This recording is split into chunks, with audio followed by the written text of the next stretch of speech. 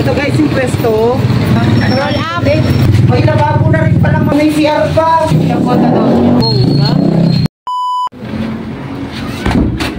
Magandang araw mga esprikitik. Samahan nyo kami kasi meron kaming bibisitahin ngayon. Excited ako. Sana magustuhan ko siya. Titingnan natin kung pwede na tayong magpwesto doon sa area na yon. Samahan nyo ko guys dahil gusto ko rin hingin yung opinion nyo. Kung pwede na, kung okay lang na ganito muna tayo mag-start, basta meron tayong physical shop or physical store along the highway.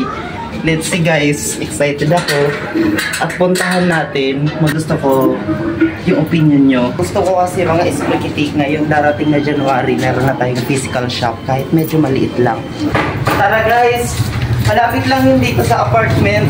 Lalabas lang tayo ng highway. Kailangan natin ng mga materyales, ng mga sampayan, ng mga shelving. Baka aircon, internet, hindi ko alam kung ano pang kailangan natin. Ayun na si Marcia. Ito na yung aming aming broker.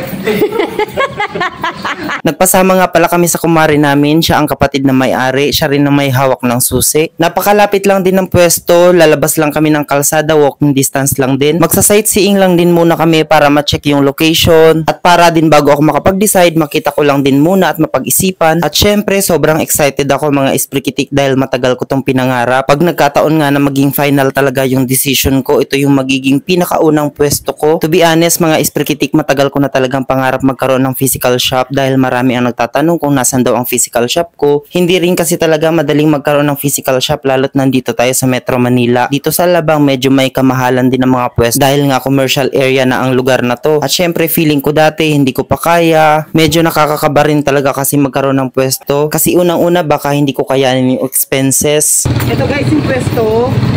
Tapos una mo makikita dito, meron siyang Roll up. Roll up. Pero sa pagkakataong ito, gusto kong i-take yung risk. Gusto kong subukan kung hanggang saan yung kakayahan ko talaga. Kailangan talaga ng salamin. Ay!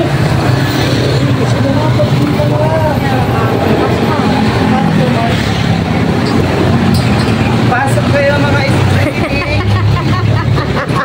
May lababo na rin pala, Mars. Oh, may CR pa yan. O may CR pa, pwede kang maligo. Ilo ko lang yun.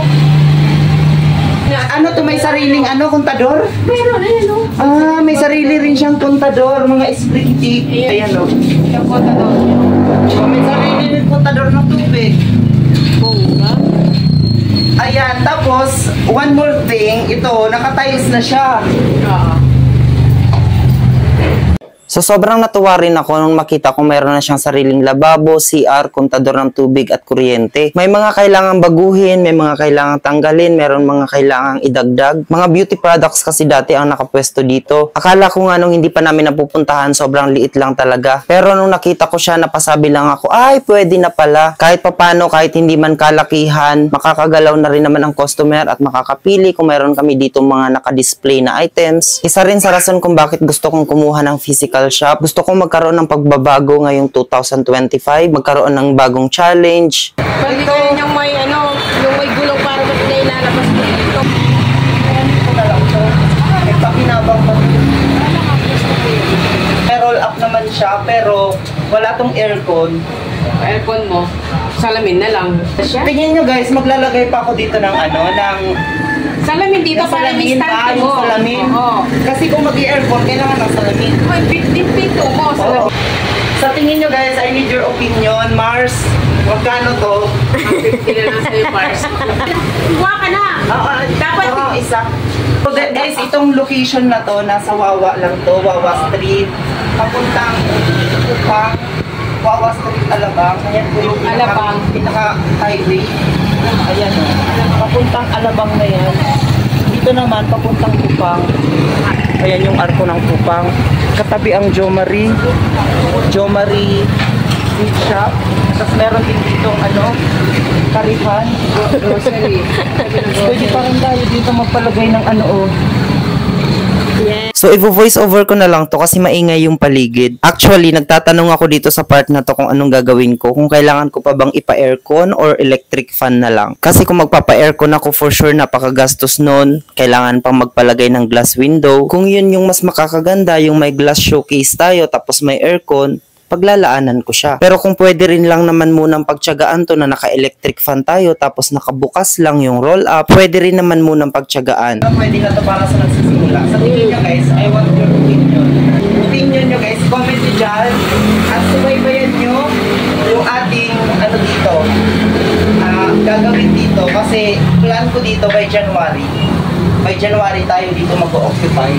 At isa pa sa excited ako dito kasi mapabago yung routine ko. Sobrang bored na ako sa bahay, guys. At least meron tayong iba-vlog pa ganyan-ganyan tayo, di ba? May excite din kayo kahit kung paano. Gusto mo lumabas. Gusto mo pumunta dito. Bored ako, punta ko dito. Hindi ka lang nakistay sa bahay. Yeah, pwede rin tayo dito mag-live. Magpapalagay din pala internet dito. Ang dami kong bills. Kaya yan, Pars. Daming bills. Ay, internet. Panibagong internet, panibagong aircon. Papapinturahan ko pa to ng mas bago, kulay white. White na white. Tapos maglalagay tayo ng LED, ilaw, yung magic. mas malakas na ilaw. Oo. So, guys, I need your suggestion sa mga nagre-request ng physical shop. Ito na yun, magsimula muna tayo sa medyo maliit, diba? Dito naman nag-umpisa lahat. At ang daming gustong kumuha nitong pwesto na to, kaso nga lang, pinahold ko na to sa may-ari. Gusto ko sana, sabi ko gusto ko muna makita before I decide, and I really need your opinion kung perfect to sa lahat ng ating plano, guys. Is coming 2025. Don't forget to comment and follow para masubaybayan nyo yung ating bagong pwesto. Let's go muna. So ayan siya. Ano? Okay.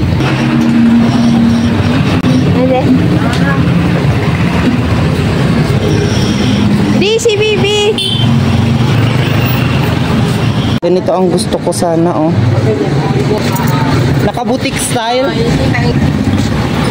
So, ang area natin, inano sa address. Ayan, oh, bago magkupang, bago mag-arko ng kupang. Ayan siya yung arko ng kupang. Let's go. Sama pa si Marcel.